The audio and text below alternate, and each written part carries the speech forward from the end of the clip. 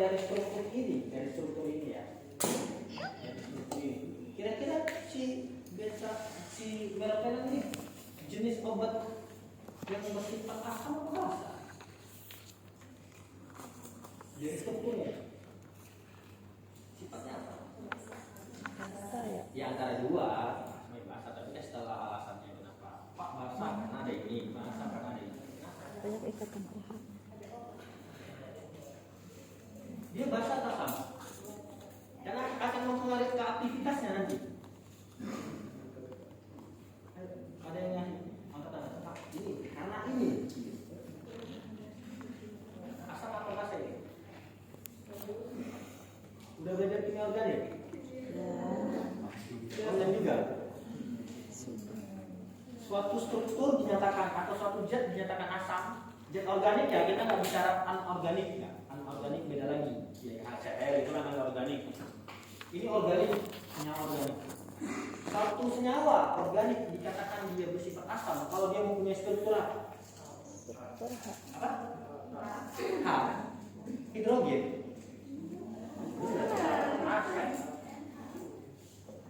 Ya nggak bisa apa? Suatu senyawa organik kalau dikatakan dia senyawanya bersifat asam, kalau dia mempunyai struktur apa? Jelas di situ dia punya semua ya. Struktur apa? Apa? Nah apa? Nah ini itu karboksilat. Nih ya, semua punya CO2. Apa namanya senyawa? Iya, apa namanya? Karboksilat. Nah, namanya juga ada asam karboksilat. Bukan basa karboksilat kan? Asam karboksilat. Ditambah lagi dia punya OH. OH itu memperkuat asamnya. Ya. OH itu memperkuat asamnya. Jadi kebanyakan antibiotika itu bersifat asam. Ya. Karena apa? Bakteri itu takut sama asam.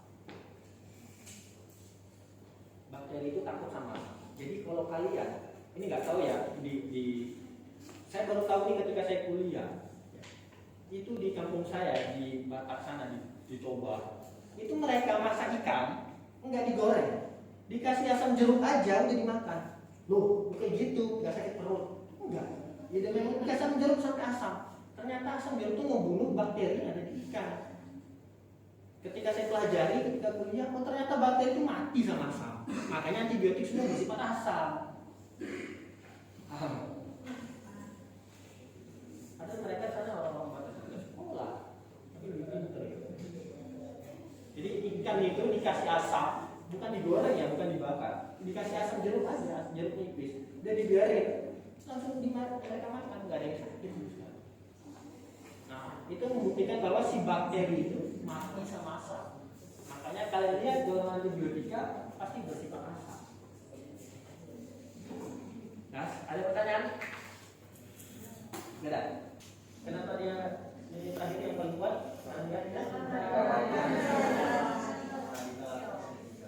Jadi si beta lactamnya ini, ya, jadi kan beta lactam, jadi ini sama tiga ini, ya.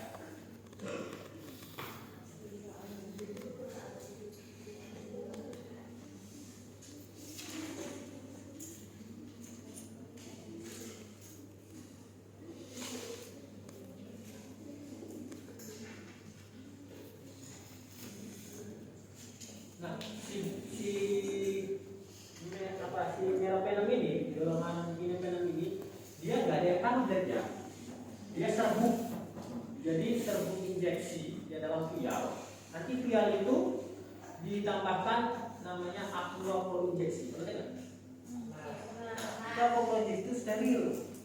Jadi nanti sama perawat dioplos, ya, dioplos, dimasukkan si aquaporin injeksi ke dalam vial yang mengandung si meropenem serbuk tadi, kemudian didiamkan. Itu nanti akan terjadi suspensi karena si meropenem ini nggak lalu panas, ya. Akan terjadi suspensi putih, ya, kayak seperti susu, nanti diambil baru diinjeksikan secara intravenal, biasanya melalui infus, ya. Nah, karena dia bersifat asam, kira-kira diinjeksikan intravenal sakit? Sakit. Iya. Kalau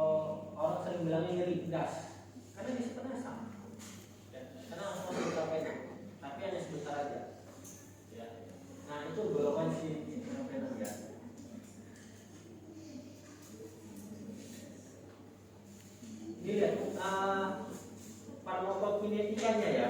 Jadi farmakokinetika itu kan, kalau kalian bahas farmakokinetika obat, ya, bahas farmakokinetika obat itu dia punya yang namanya bioavailabilitas. Pernah dengar?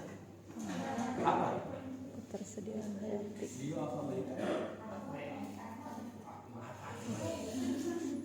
Apa bioavailabilitas? Lambangnya F.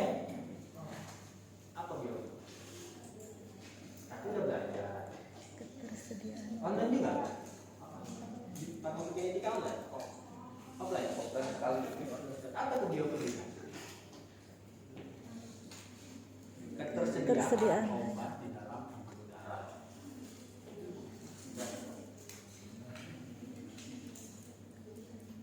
Kerjanya farmasi membuat obat itu supaya F-nya 1.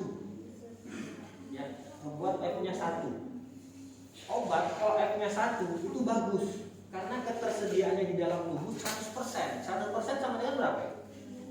100 per 100 1. 1. Jadi kalau F-nya sama dengan 1, nanti kalian dapat hitung-hitungan nanti bagaimana menghitung bioavailabilitas itu. Kalau F-nya sama dengan 1, maka 100% obatnya berada di dalam tubuh. Bagaimana cara membuat F-nya 1? Ada tahu? Bagaimana kita supaya membuat obat itu supaya F-nya 1? Gimana caranya? Langsung dimasukin. Gimana cara membuat obat itu supaya F-nya 1? Ingat tadi, bioavailabilitas adalah Ketersediaan obat di dalam pembuluh darah. pembuluh Gimana cara buat dia 100% yang ada di dalam pembuluh darah? Gimana? langsung disuntik ke pembuluh darah. Diberikan? Injeksi Iya, diberikan secara intravena. makanya kalau intravena pasti F-nya 1. Ya, kalau misalnya ada obat gitu lah dikasih sama dosen. Tentukan kadar obat dan ini. Ternyata di rumusnya itu udah F. Lah, F-nya kan nggak ada, nggak dikasih tahu di dalam soal itu, nggak dikasih tahu F-nya. Tapi di situ dikasih di pertanyaannya pasien diberikan secara intravena. Berarti udah nalar di kepala kalian. Oh, intravena berarti F-nya 1. Jelas? Intravena itu bioavailabilitasnya adalah 1. Karena dia langsung masuk dalam tubuh darah. Ya, kecuali selain dari intravena. Contohnya apa? Yang paling jelek itu F-nya adalah oral. Ya, per oral. Nah, lihat ketika farmakokinetika si absorpsinya ya, dia nggak diabsorpsikan di seluruh tubuh. Maksudnya apa? Kan diberikannya secara intravena. Berarti dia di seluruh tubuh nggak ada, gitu ya. Kalau obat itu diberikan intravena, berarti dia nyebar ke seluruh tubuh. Tapi kalau dia diberikan oral, ya, maka F-nya itu kurang dari 1. Bisa 0, yang mendekati 1, 0,7, 0,8. Jangan sampai dia di bawah 0,6. Kalau 0,6 berarti itu jelek sekali, gitu ya. Misal lagi, kalian minum asam mafenat. Berapa dosisnya? 500 mg. 500 ml. Ketika obat asam mafenat itu 500 ml masuk ke dalam tubuh, dia berada di dalam pembuluh darah nggak 500 lagi. Terbuang, ya. Apa terbuangnya? Dia dirusak sama si asam lambung. Ketika dia ingin masuk ke dalam pembuluh darah, dia lengket dulu sama lemak-lemak yang ada di tubuh. Ya, dia diganggu sama sistem pertahanan tubuh. Akhirnya apa? 500 mg dia bioavailabilitasnya misalnya 0,8, berarti 80% aja yang masuk ke dalam tubuh. Gitu. Nah, nanti ketika masuk ke dalam tubuh di pembuluh darah, ada namanya protein plasma. Ada yang pernah dengan albumin? Protein plasma albumin. Ketika nanti obat itu udah dalam tubuh, dia kan mau ketemu sama reseptornya tuh, udah masuk ke dalam tubuh. Nanti di dalam tubuh tuh dipalakin dia sama dibegal sama si albumin. Diambilin semua, udah tinggal 80% obatnya, diambil lagi terikat sama albumin. Akhirnya apa? Obatnya terikat sama albumin nggak mempan, hanya obat bebas yang dia bisa lolos terikat sama reseptor. Makanya ketika nanti kalian mempelajari farmakokinetika, carilah bagaimana cara untuk membuat obat itu bisa konsentrasinya banyak di dalam tubuh. Kalau obat itu banyak dalam tubuh konsentrasinya, maka minum obat juga bisa lebih disiplin. Kalian tahu kenapa obat itu diminum sampai 3-4 kali dalam sehari? Karena dia di dalam tubuh dosisnya kecil. Misal minum si paracetamol 500 mg, minumnya 3 kali, ada yang 4 kali. Kok bisa minumnya sampai 4 kali? Karena paracetamol itu penyerapannya diganggu, kemudian sampai pembuluh darah dibegal sama si albumin, gitu kan. Kemudian nanti dia terikat lagi sama protein-protein lain. Akhirnya apa? Ketika kita minum 500, dia yang sampai ke reseptor tinggal 100 atau tinggal 200. 300-nya terbuang sia-sia. Akibatnya apa? Kita minumnya sering-sering, gitu. Bisa 3 kali, bisa 4 kali. Tapi kalau kalian lihat ada obat yang minumnya cuma 1 kali aja, ya kan? Seperti apa contohnya? Misal simvastatin. Nah, simvastatin itu diminum 1 kali aja. Kenapa simvastatin itu bisa diminum 1 kali aja gitu ya? Kenapa beda sama paracetamol yang diminum 3 kali gitu obat?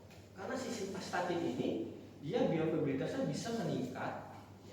Dia bisa mempertahankan konsentrasinya di dalam tubuh. Akhirnya apa? Kalau obat itu bisa mempertahankan konsentrasinya di dalam tubuh, AUC-nya ya, area under curve.